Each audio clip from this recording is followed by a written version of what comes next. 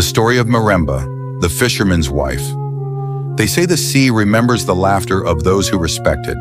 In the fishing village of Kalunda, there was once a woman whose laughter could calm storms. Her name was Miremba, gentle, graceful, and kind.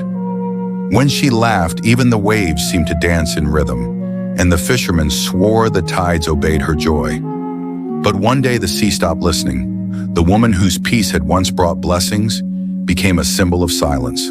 Her husband, the man who once called her his good luck charm, began to see her calmness as weakness. What follows is not just the story of a marriage lost to pride. It is the story of how a quiet heart learned to roar, louder than the ocean itself. Because sometimes it's not the storm that breaks you, it's what you discover in yourself when the waves refuse to stop. Morning in Kalunda was a song, and every note seemed to come from Miremba's laughter. She lived in a small hut close to the shore, where the sand was white and warm like millet flour. Every dawn she rose before the roosters, tied her bright kitanje cloth, and sang as she prepared fish stew for her husband, Juma, the proud fisherman of Kalunda. "The sea loves an early song," she would say, stirring the pot. "When you feed the morning with laughter, the day feeds you with peace." The villagers loved her. To the children, she was Mama Laughter. To the old women, she was the sea's daughter. Even the men would nod respectfully when she passed by with her basket of herbs and coconut milk. But no one admired her more than her husband. Juma, tall, strong, with hands rough from pulling nets, always said his wife was his greatest blessing. "As long as she laughs," he'd boast to the other fishermen, "no storm can touch my boat." Every time he returned from sea, he would find her waiting on the sand, her smile brighter than the sunrise. And before he could even anchor his canoe, she would call out, "Juma, did the sea listen today?" And he'd laugh, raising his catch. "Ah, Miremba, your laughter has charmed even the ocean spirits." That was how life was, sweet, simple, and full of peace. Their love was quiet, not made of loud promises, but of small daily kindnesses. A mended net, a shared meal, a song hummed between chores. But what the village didn't know was that Miremba's gift came with a warning. On her wedding day, old Bibi Zahara, the village seer, had pulled her aside. The ancient woman's eyes were milky white, yet they seemed to see through time itself. "Child," she whispered, her breath smelling of cloves and prophecy, "your laughter is borrowed from the sea. It was given to you the night you were born, when your mother's tears fell into the ocean and the waters wept with joy at your arrival. But remember," her grip tightened on Miremba's wrist, "the sea gives and the sea takes. If ever your joy turns to silence, the tides will remember, and they will come to collect what was borrowed." Miremba had laughed then, young and fearless. "Bibi, why would my joy ever turn to silence?" The old woman's face had grown grave. "Because, child, not all storms come from the sky. Some come from the hearts of those we love most." Miremba had dismissed it as the ramblings of an old woman, but she would remember those words in the darkness to come. When the day's work was done, they would sit by the water, toes in the sand, watching the sunset melt into gold. "One day," Yuma said, "we will have our own big boat. I'll call it Miremba's Smile. We'll sail beyond this bay and bring home fish bigger than the chief's pride." She chuckled softly. "As long as you don't forget who blessed those waves in the first place." "Never," he said, touching her hand. "You are my calm, my compass, and my fortune." The sea breeze carried their laughter that night, the kind of laughter that makes even the moon listens. But the sea, wise and watchful, knows something humans forget. Peace is a fragile thing, and even the calmest waters can turn dark without warning. On the horizon, clouds were already gathering, small, gray, unnoticed by those too busy celebrating the sun.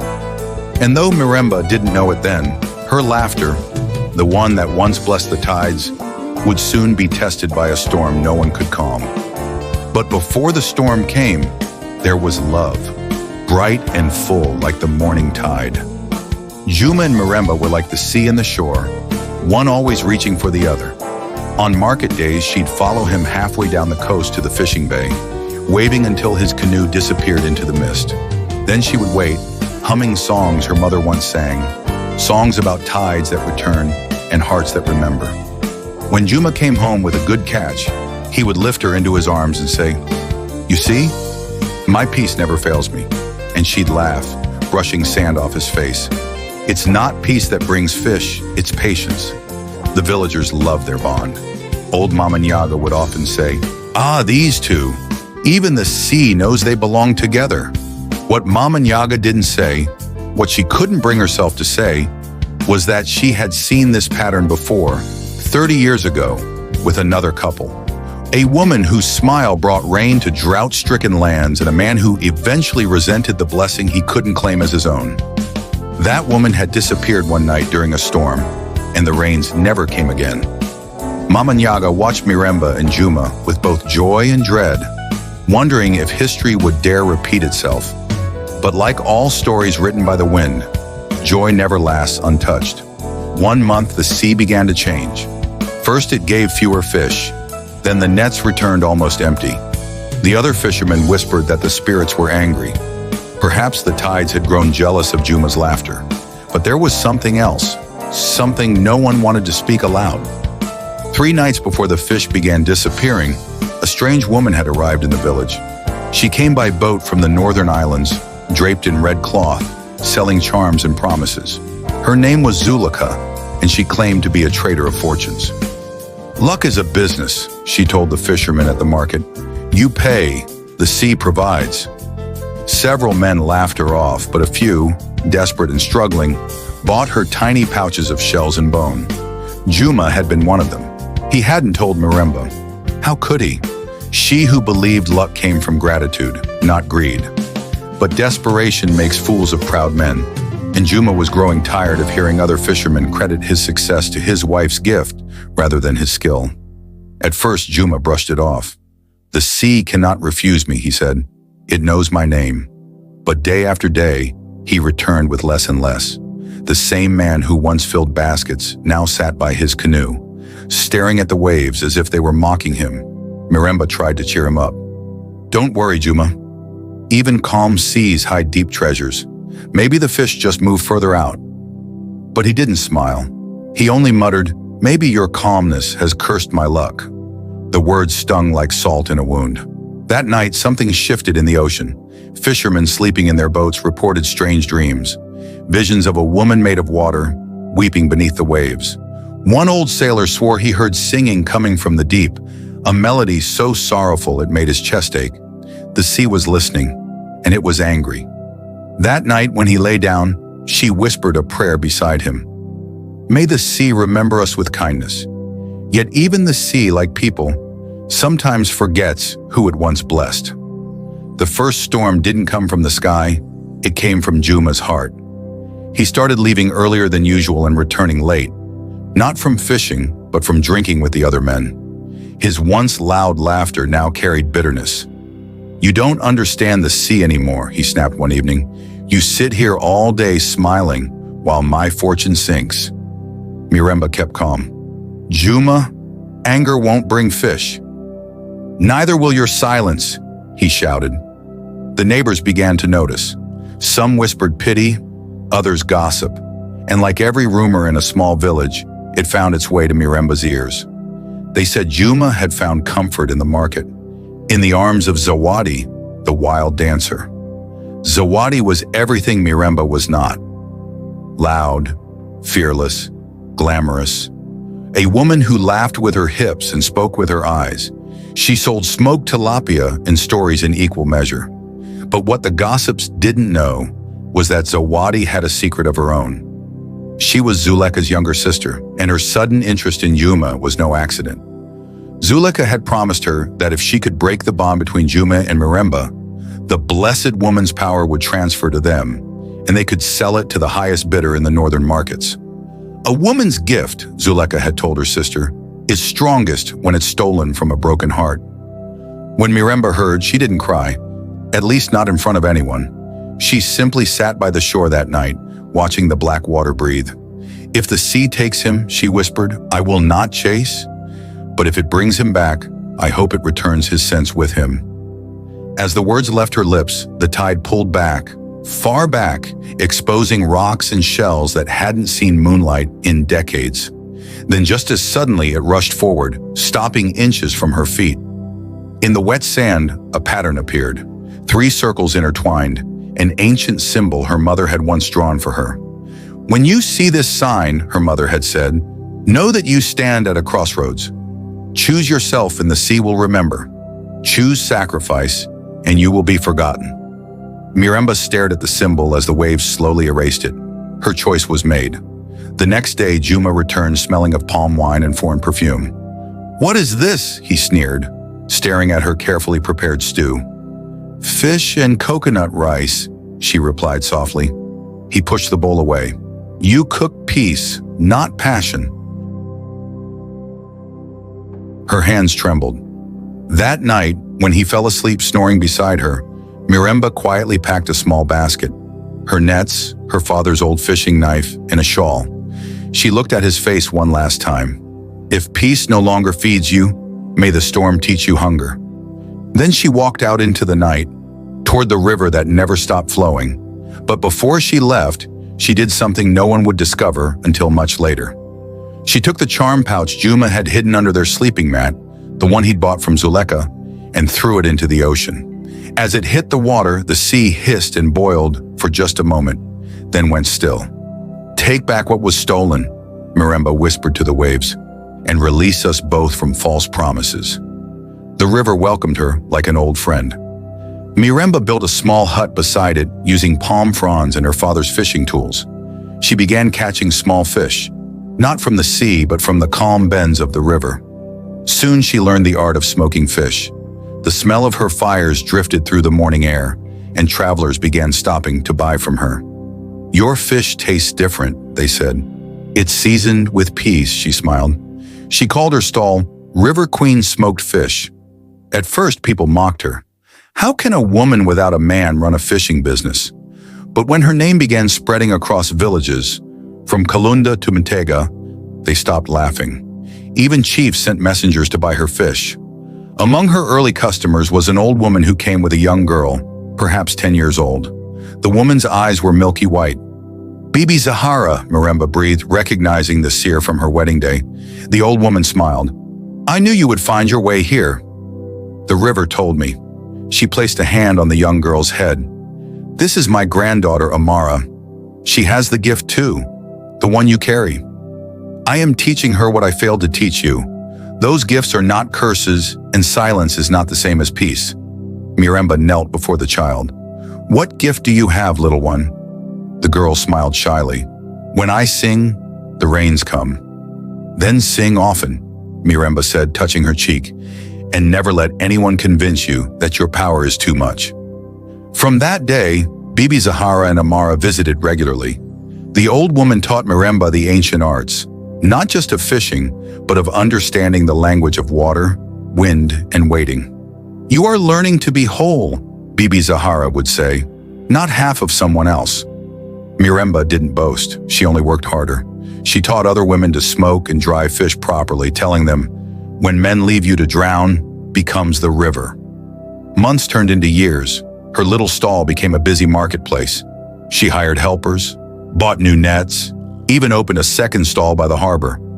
And then something unexpected happened. A merchant ship from across the great ocean docked at the harbor, men with strange accents and stranger clothing. They tasted Miremba's fish and declared it extraordinary. They offered to buy her entire stock and return monthly for more. "What is your secret?" the lead merchant asked. Miremba smiled. "I smoke the fish with mangrove wood and season it with salt from tears that have dried in the sun. Every woman who works here has survived something. We put survival into every piece we touch." The merchant stared at her, then nodded slowly. "We will pay triple your asking price." Word of this deal spread like wildfire. Miremba, the abandoned wife, had become Miremba, the businesswoman who traded with foreigners. Some villagers celebrated, others seethed with jealousy. Zawadi was among those who seethed, and slowly stories about the River Queen reached Juma's ears. But Juma had changed, or perhaps he had simply become who he truly was. His boat sank during a storm. His debts grew. Even Zawadi, the wild dancer, grew tired of him. One day she left with another fisherman, one who could still afford laughter. But before she left, Zawadi did something cruel. She told Juma the truth, that her sister Zuleka had cursed his nets the moment he bought that charm, that they had planned to break his marriage to harvest Miremba's gift, and that it had all been for nothing because a gift given freely cannot be stolen. "You destroyed your own fortune," Zawadi laughed as she walked away. "Not the sea, not your wife. You." Juma collapsed on the beach that day, the weight of his choices finally crushing him. He had blamed everyone, Miremba, the sea, bad luck, but never himself. That night Zuleka appeared in his dreams. Or perhaps it wasn't a dream. Her voice was cold as deep water. "You wanted power without partnership. You wanted blessing without gratitude. The sea gave you exactly what you deserved. Nothing." Alone, broke, and ashamed, Juma began to realize that he had lost more than fish. He had lost the one woman who made even silence feel like music. He tried to rebuild. He borrowed money, repaired his boat, begged the ocean for another chance. But every net came up empty. Every voyage ended in failure. The other fishermen avoided him now. "Bad luck is contagious," they muttered. Only old Mama Nyaga showed him kindness. She brought him food and sat with him sometimes, saying nothing, just letting him feel less alone. "Why do you help me?" he asked one evening. "I'm a disgrace." "Because I watched you destroy something beautiful," she said quietly, "and I couldn't stop it. The least I can do is witness what comes after." One morning years later, Juma walked down to the harbor. His once strong shoulders were now bent. His hands, once proud, trembled slightly. That was when he saw her. Miremba stood on the dock surrounded by her workers, confident, calm, her white scarf fluttering in the breeze. Her baskets of smoked fish were being loaded into a merchant's canoe. Juma froze. He almost didn't recognize her. She was glowing, not from gold or jewels, but from peace. Slowly he walked toward her. "Miremba," he said softly. She turned. "Juma." The name left her lips like a breeze that remembered its storm. He swallowed hard. "You built all this from the same sea that once rejected us?" She smiled faintly. "No, Juma. I built it from the tears you left behind." Silence. Only the sound of waves and gulls. Then, something neither expected happened. Young Amara stepped forward from behind Miremba, now a teenager with her grandmother's knowing eyes. "This is the man who hurt you?" the girl asked, her voice clear and unafraid. Miremba nodded. "This is him." Amara studied Juma for a long moment. Then she sang, just 3 notes, pure and high. The air shimmered, and for an instant, Juma saw himself as he had been. Proud, strong, beloved. Then the vision shifted, and he saw himself as he became. Bitter, cruel, broken. "The rain shows us what we've forgotten," Amara said. "My grandmother taught me that." Juma's eyes filled with tears. "I'm sorry," he whispered, though he wasn't sure if he was speaking to Miremba or to the ghost of who he used to be. He lowered his head. "I was blind. I thought peace was weakness." "Peace," she said, "is strength wearing calm clothes." He looked at her one last time. "Will you forgive me?" She nodded.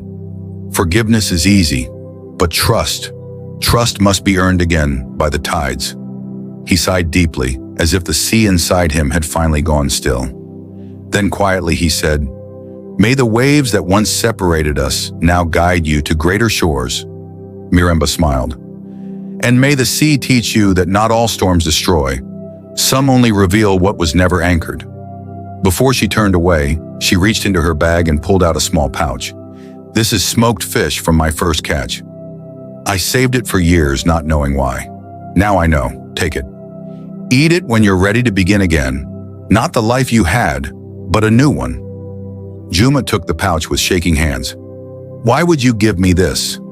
"Because," Miremba said, her eyes gentle but firm, "letting go doesn't mean abandoning everyone to their fate. It means knowing where your responsibility ends and theirs begins. What you do with this gift is your choice, not mine." She turned and walked away, her laughter echoing softly over the water. the same laughter that once blessed his fortune, now blessing her freedom. Years later, when travelers passed through Kalunda, they spoke of a woman by the river who built an empire out of smoke and patience. Her name, they'd say, is Miremba, the River Queen. They said her fish carried blessings, that no one who ate her food ever left with bitterness in their heart. And sometimes, when the moon was full, people swore they could hear her laughter floating over the waves, the same laughter that once calmed the sea.